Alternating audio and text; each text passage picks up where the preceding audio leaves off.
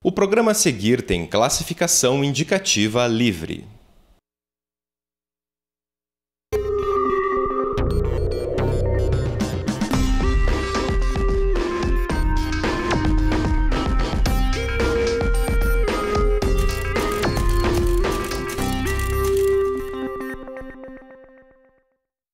Olá, seja bem-vindo! O FPR Notícias começa agora. E nós começamos a edição de hoje falando sobre o momento mais esperado do ano para os vestibulandos paranaenses. O resultado do processo seletivo da UFPR foi divulgado nesta sexta-feira, em meio a muita festa, música e lama. Depois de dias de chuva forte, o sol deu as caras para a alegria dos novos calouros da UFPR. O tradicional banho de lama de recepção aos estudantes aconteceu no Campus Agrárias, na última sexta-feira. Depois de um ano de muito estudo e esforço, os alunos aproveitaram o tempo bom para comemorar a conquista da tão sonhada vaga, aprovação conseguida por alguns logo no primeiro vestibular.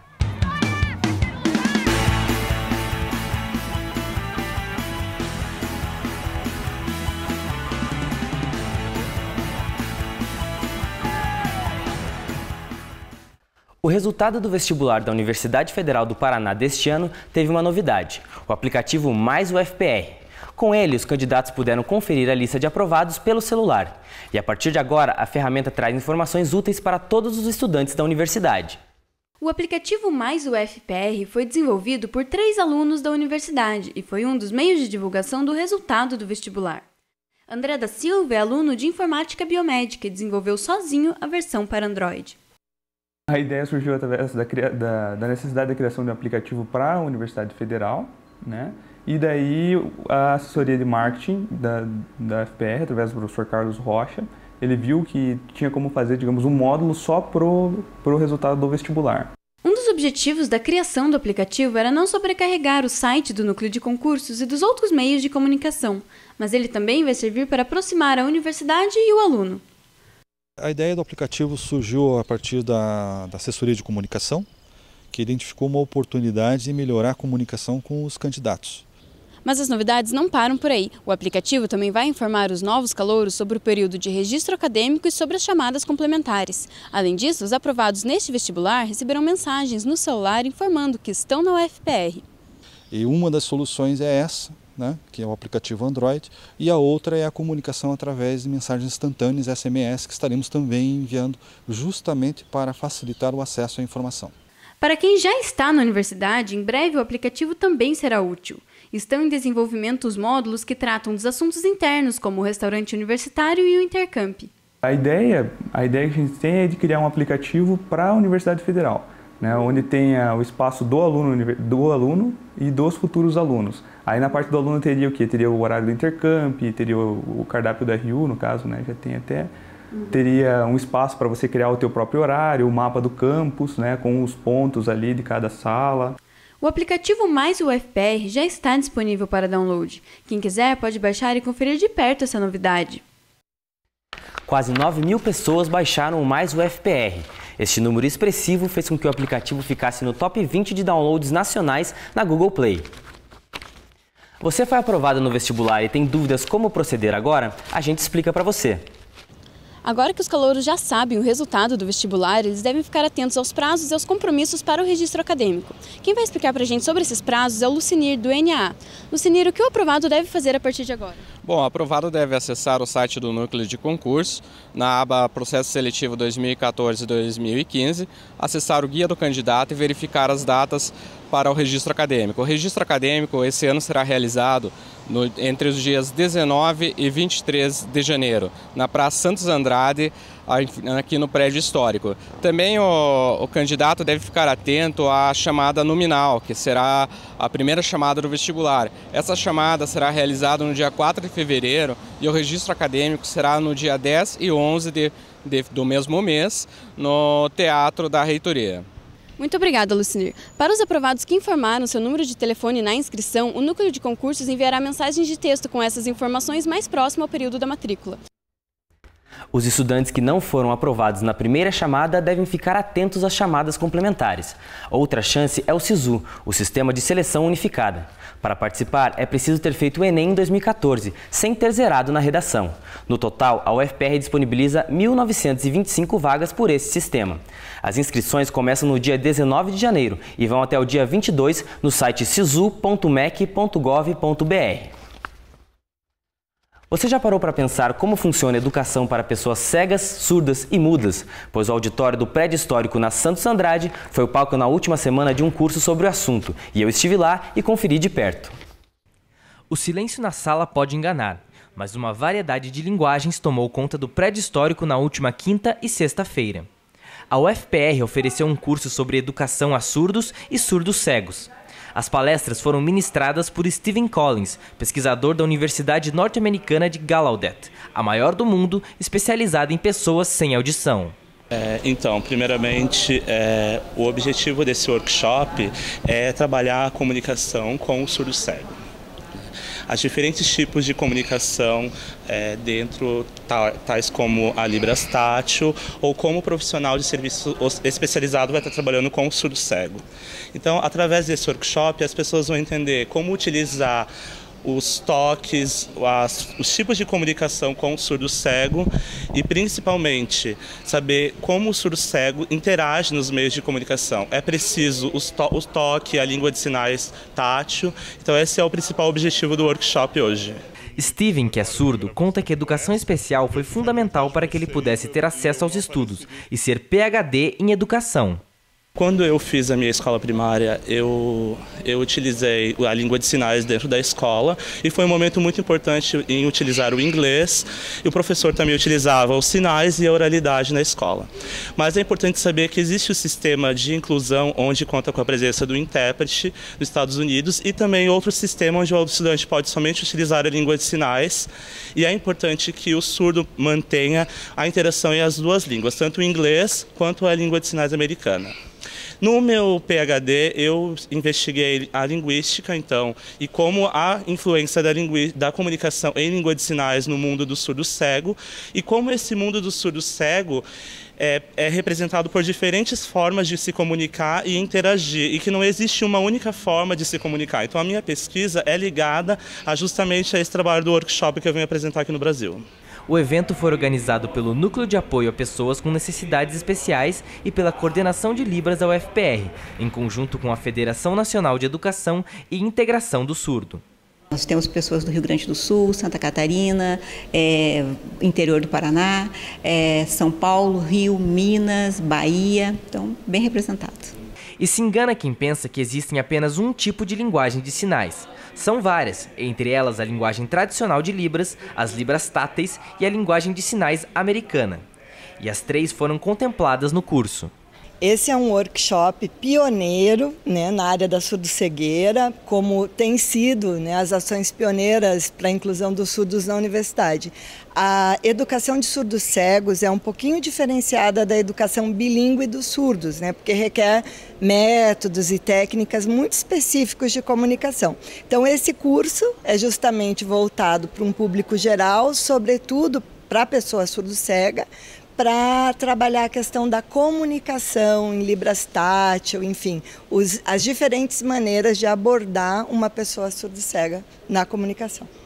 E não tem como não se envolver. Até quem não é surdo se apaixona pelas linguagens. É o caso da professora da UFPR, Sueli, que se interessou pelas Libras ao ver a necessidade de uma amiga.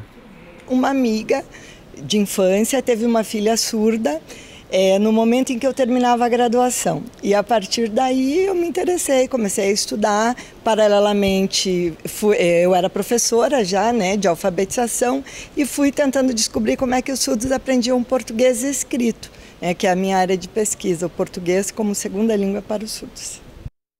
Há vagas abertas para professor titular aqui na UFPR. Veja os detalhes. Ao todo, são 5 vagas nos departamentos de Economia, Saúde Comunitária, Zoologia, Física e Fitotecnia. Os prazos variam entre 26 de janeiro e 16 de maio, de acordo com o setor. O regime de trabalho é de 40 horas e dedicação exclusiva, com salário de R$ 16 mil. Mais informações você encontra no site da universidade. E agora a gente fala de previsão do tempo. Veja como ficam as temperaturas para esta semana.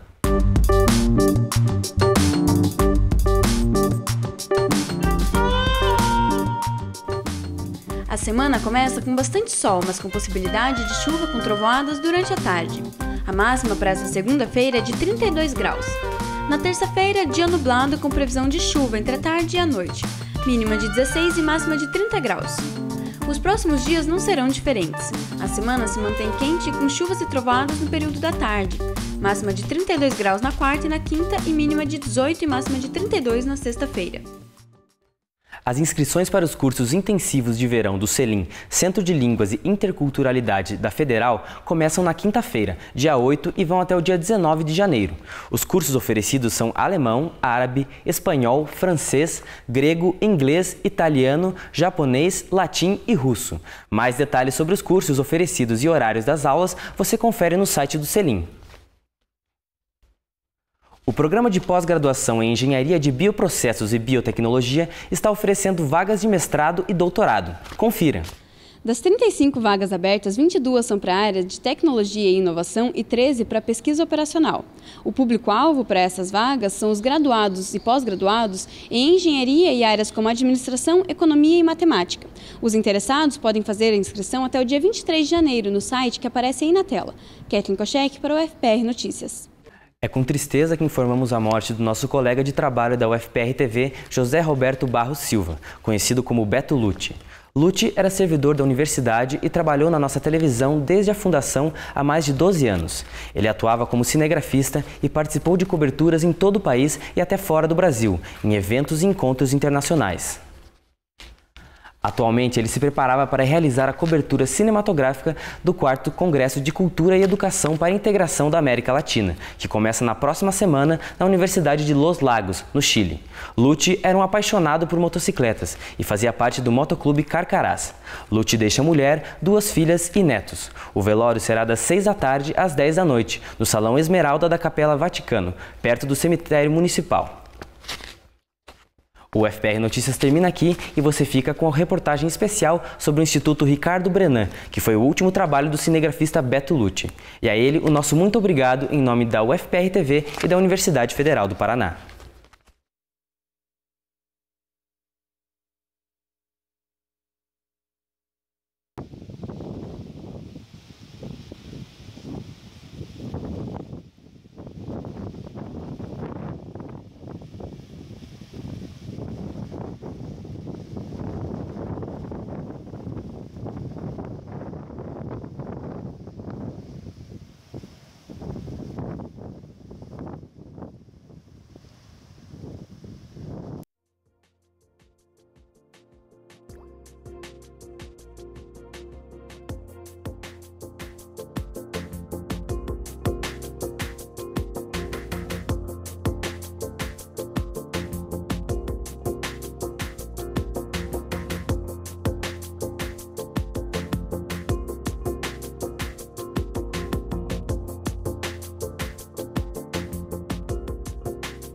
Aos 12 anos de idade, Ricardo Brenan ganhou um canivete do tio, que tinha o mesmo nome, e desde então passou a colecionar armas. Foi reunindo facas, adagas, espadas, alabardas, armaduras e muitos canivetes. Ali começou a nascer o colecionador. Formou-se em engenharia pela Universidade Federal de Pernambuco, isso em 1949. Durante muitos anos, Ricardo Brenan dedicou-se aos negócios da família, uma fábrica de vidro, de aço, cimento, porcelana e açúcar. Em 1990, o empresário vendeu a fábrica de cimento e utilizou parte dos recursos para fundar o Instituto Ricardo Brenan, inaugurado no segundo semestre de 2002.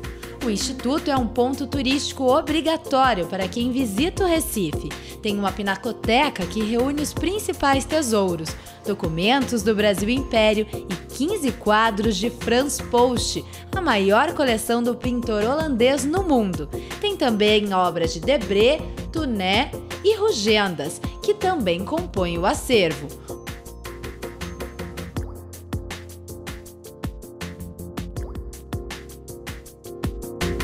Outra coleção, espalhada pelo Castelo São João, reúne 3.000 armas e armaduras medievais.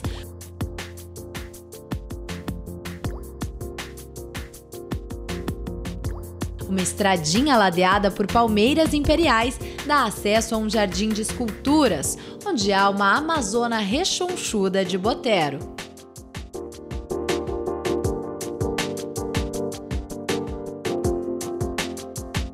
O acervo de armas também conta com peças dos únicos monarcas do Brasil Império, Dom Pedro I e Dom Pedro II. As espingardas foram presenteadas à família real no momento da coroação, com a de Dom Pedro sendo confeccionada pelo armeiro João Batista, mestre do Arsenal Real do Rio de Janeiro, e a de Pedro II pelo armeiro Jerônimo José Bustorff, mestre do Arsenal de Guerra de Pernambuco.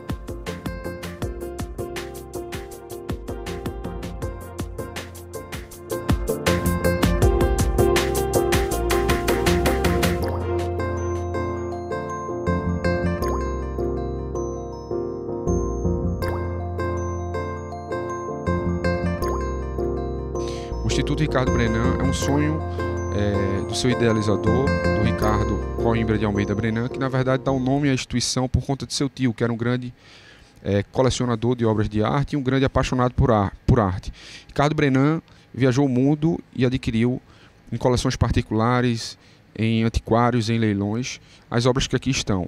Hoje, o nosso museu, segundo uma revista inglesa chamada The Art Newspaper, coloca o Instituto Ricardo Brenan entre os 10 museus mais visitados do país. Isso faz com que o Instituto Ricardo Brenan seja um dos museus mais visitados do Brasil, mas eu acho que a grande missão e a sua grande função é o seu papel educativo através da arte e da cultura. Hoje o Instituto Ricardo Brenan promove cursos de História da Arte e cursos que refletem sobre a história de seu país. Então isso é muito importante.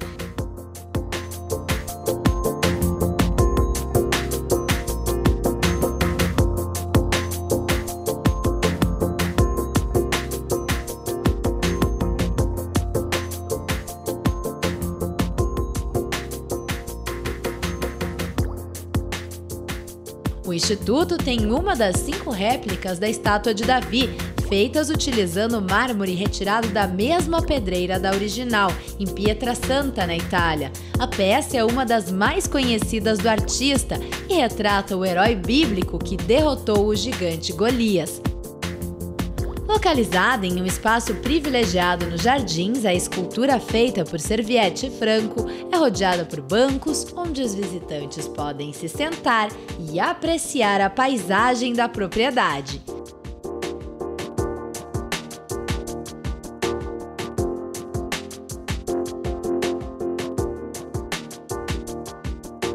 Criado há apenas 12 anos, o museu recebe cerca de 2 milhões de visitantes por ano e foi reconhecido como o melhor museu da América do Sul e um dos melhores do mundo.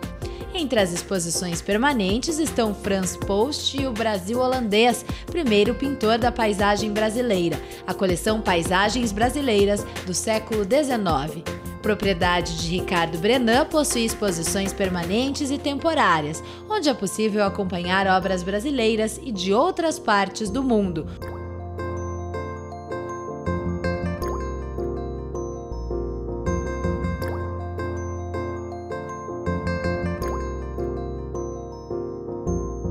Lugar excepcional para quem gosta e quer conhecer um pouco da história do nosso país e a tentativa de colonização pelos holandeses.